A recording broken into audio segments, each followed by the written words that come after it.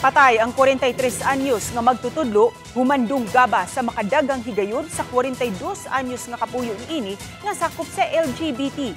Ang sospek na si Kupra usab dayon. May ang report ni Femery Dumabo. Nagpasa ng dugo sa sudgabahin sa padimay sa biktimang giila nga si Melanie Lastimosa, 43 anyos. Samtang dinhi na duol sa ilang gate, nakita ng biktima nga naligo na sa kagalingon niyang dugo pasado las 11 gabi sa sitio Sambag, Barangay Tubod, lungsod sa Mindanilla. Gisuwayan pauta siya pagdala sa tambalanan apan gideklarar na kining dead on arrival. Gitumbok ang sakop sa LGBT kun lesbian nga si Alias Kath, ang 42 anyos nga kapuyo sa biktima nga sospek sa krimen.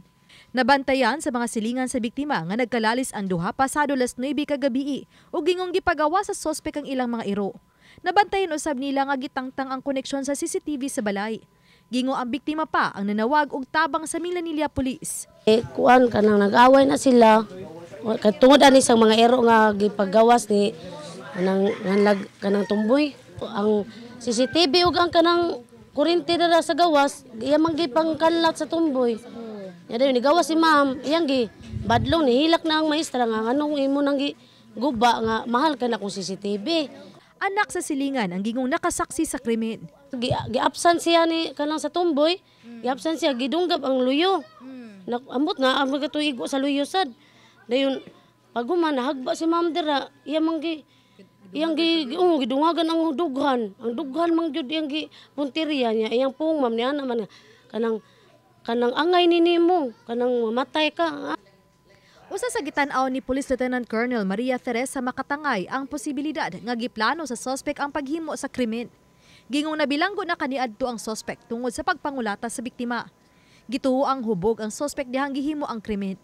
Gituo ang gitigamitan usab kini ug ginadili nga drugas. We're looking into that allegation, but what is certain is that during the time nga nahitabang insidente, under sa intoxicating liquor kani nga mao nga tumboy hubog siya. And yes, that's true. Accordingly, ang kaning babae no maumoy naay pangita no naay trabaho. She is a public school teacher nya kari nga tumboy is accordingly walay trabaho mo. Nanawagan og gustisya ang pamilya sa biktima o gusto nilang taralon sa hukmanan ng suspitsado tungod sa linuog niyang binuhatan. Makuha dyan na mong hustisya nga kinahanglan. Kay lain kaayo paminawon nung ganahan na kay kaunta mo kusi, mo hapak. Pero pugngan ka sa pulis kay human rights. Usa man dayto akong manghud nga gipatay, di dayto human nga sayon-sayon og patay din di siya hayop nga duslak-duslak. Nasikop radayon sa kapulisan si Alias Kath. Kinsa mitago lang sud sa ilang kwarto human gihimo ang krimen. Duha ka kitchen knives ang na-recover sa kapulisan sa crime scene nga gigamit sa pagpanunggab. Giangkon usab kini sa suspitsado.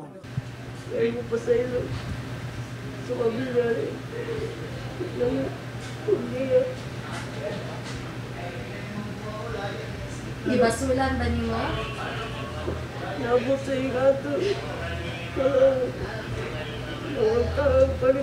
Kasong murder ang ipasaka batok sa dinakpan.